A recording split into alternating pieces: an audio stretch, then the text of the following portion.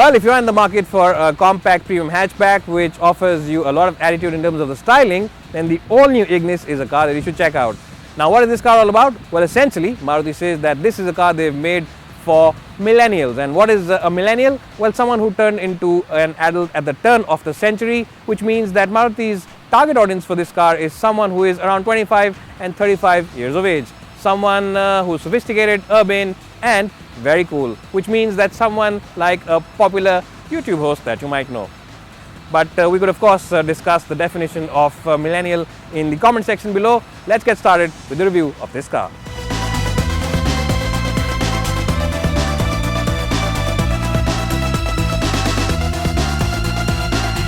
So, well, the exterior design of this car might be a love it or hate it relationship, but there's no denying the fact that once you step inside the cabin, this cabin really is a very cool and funky place to be in, and there is absolutely no other car in the premium hatchback space at the moment which has a cabin as bold and as striking as the one on the new Ignis.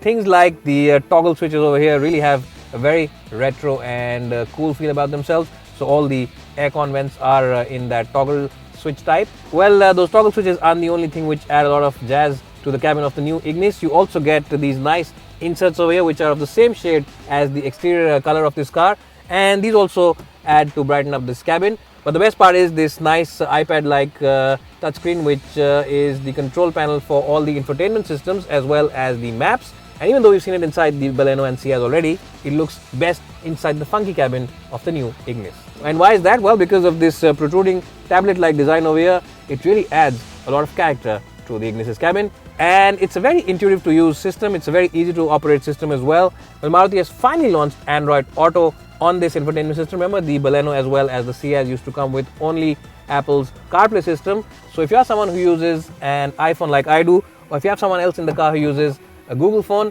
then it should not be a problem syncing that phone to the infotainment system here. So Maruti really has taken a lot of feedback from its customers and added this feature.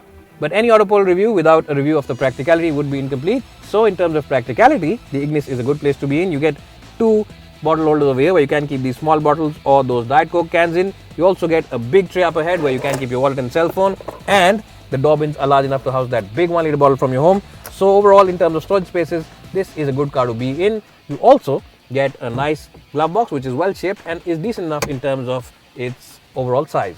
Well, Maruti makes the best front seats in the premium hatchback space, and along with the Swift as well as Baleno, the seats on the Ignis are phenomenal when it comes to overall comfort. Support for the lower back is excellent, the cushioning for the under thighs is very good, and you also get this side bolstering away, which means that if you push your car into corners, these seats will hold you pretty well. So overall, a very good car in terms of comfort, practicality as well as overall design. While talking about the build quality of the Ignis, the overall perceived quality levels are pretty decent, but yes, there are some plastics which could have been better, especially over here on top of the door pad. But I am nitpicking at the moment. It's not a deal breaker. Overall, considering the price point that this car sells at, the quality is pretty good and at par with all its rivals.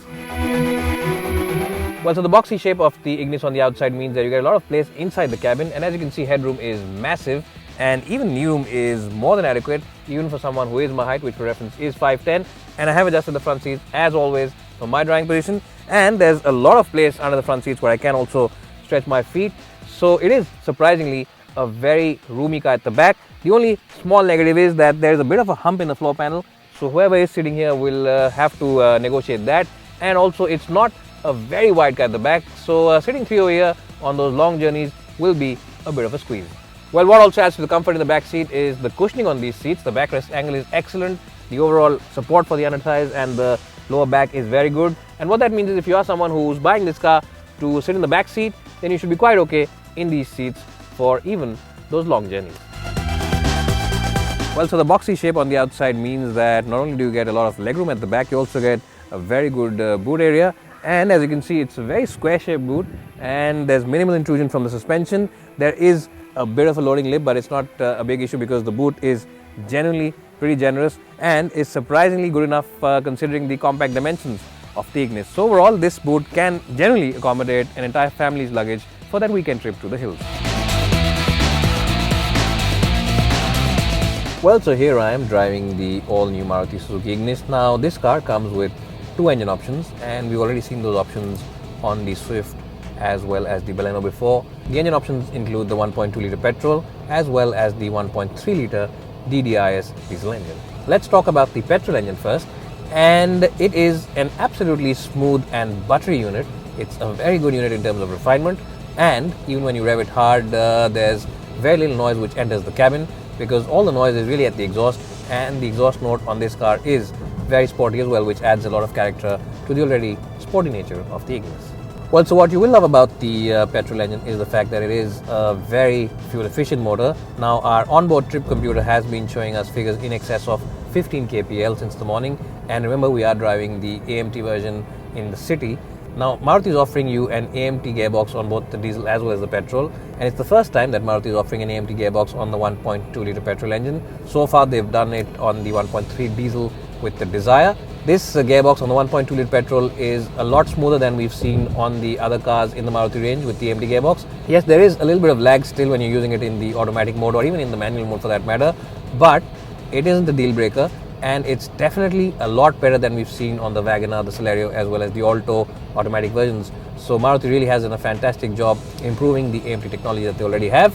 And if you have someone over here who hasn't really driven an automatic gearbox before and doesn't really know the various technologies, then he could actually pass off this gearbox as a regular automatic. He could pass this off as a regular torque converter automatic gearbox. It really is such a big improvement on the other AMT versions in the Maruti range.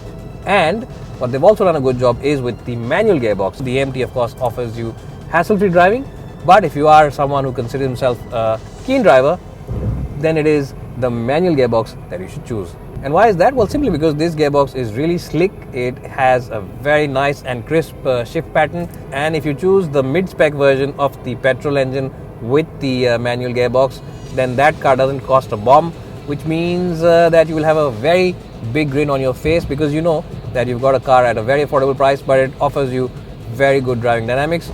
And in fact, the driving dynamics are so good that it can actually rival a few cars which are twice its price. Well, so in terms of ride and handling, I've said this before and I'll say it again, that Maruti is the masters when it comes to mixing up ride and handling, because they make cars which have very agile handling but still manage to offer you very comfortable rides, and kudos to the engineering team for doing that.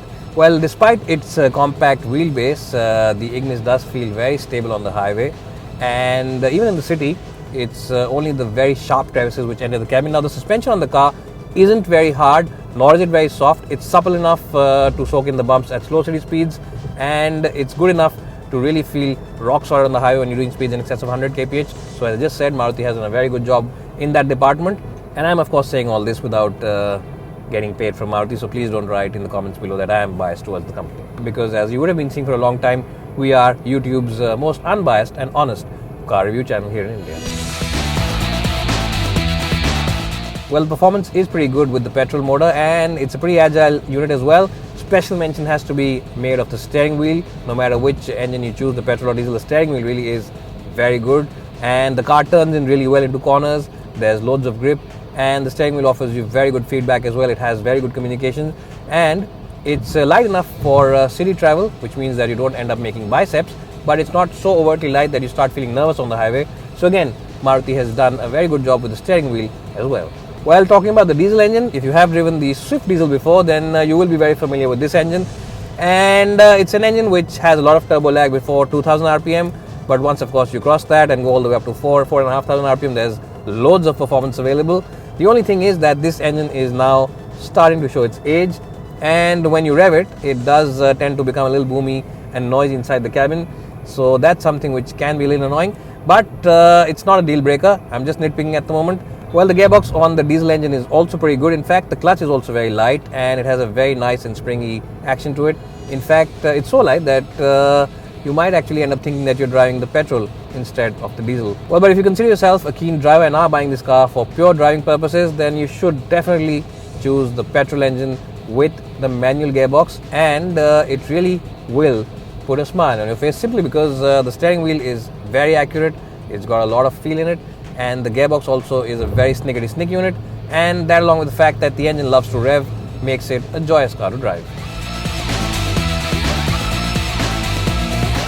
Well, so the Ignis offers you the same cool quotient that a Mini Cooper might, but it comes at the price of a Maruti Suzuki Swift and it drives like a Maruti Baleno. Well, its stylish looks on the outside as well as the funky interior is not the only reason to buy this car. It also offers you very good driving dynamics and it comes with a very roomy cabin as well as a big boot. And all this along with Maruti's no-nonsense and peace of mind after-sales support means that the Ignis really is like no other car in the premium hatchback space at the moment.